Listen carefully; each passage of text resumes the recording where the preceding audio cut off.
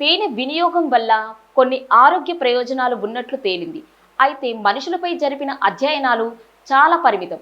వాటి ఫలితాలు కూడా మిశ్రమంగా ఉన్నాయి. కొన్ని చిన్నపాటి అధ్యయనాల్లో స్వల్పంగా బరువు లేదా బిఎంఐ తగ్గిన చాలా సందర్భాల్లో క్యాలరీలని లెక్కలోకి తీసుకున్నప్పుడు పెద్దగా ప్రభావం చూపలేదని తేలింది.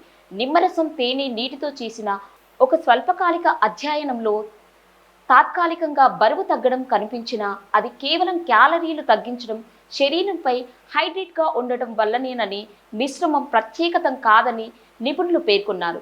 ఏ ఒక్క పానీయం కూడా అద్భుతాలు చేసి కొవ్వును కరిగించలేదని పోషకాహార నిపుణులు స్పష్టం చేస్తున్నారు. ఒక టేబుల్ స్పూన్ తేనెలో సుమారు 60 నుండి 65 క్యాలరీలు ఉంటాయి. దీనిలో ప్రధానంగా ఫ్రక్టోజ్, గ్లూకోజ్ వంటి చక్కెరలు ఉంటాయి. దీనివల్ల కలిగే ప్రధాన ప్రయోజనం ఏమిటంటే అధిక క్యాలరీలు ఉండే చక్కెర పానీయాలు, టీ, కాఫీలకు బదులుగా దీన్ని తీసుకోవడం. దీనివల్ల మొత్తం మీద క్యాలరీలు వినియోగం తగ్గుతుంది. గోరువెచ్చని నీరు జీర్ణక్రియకు, కడుపు నిండిన అనుభూతికి సహాయపడవచ్చు. అంతే తప్ప ఈ మిశ్రమానికి ప్రత్యేకంగా కొవ్వును కరిగించే శక్తి లేదని నిపుణులు స్పష్టం చేస్తున్నారు. వాడే తేనె నాణ్యత కూడా ముఖ్యమే. వేడి చేయని, శుద్ధి చేయని తేనెలో ఎక్కువ ఎంజైములు, యాంటీ ఆక్సిడెంట్లు ఉంటాయి. చివరిగా నిపుణులు చెప్పేది ఏమిటంటే తేనె కలిపిన గోరువెచ్చని నీరు తాగడం అనేది ఒక మంచి అలవాటు.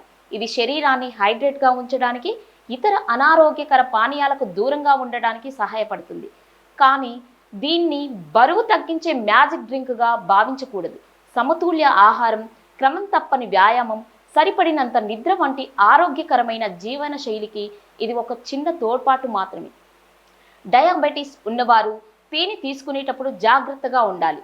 పూర్తి స్థాయి బరువు తగ్గించుకునే ప్రణాళిక కోసం వైద్యులు లేదా పోషకాహార నిపుణుల్ని సంప్రదించడం ఉత్తమం.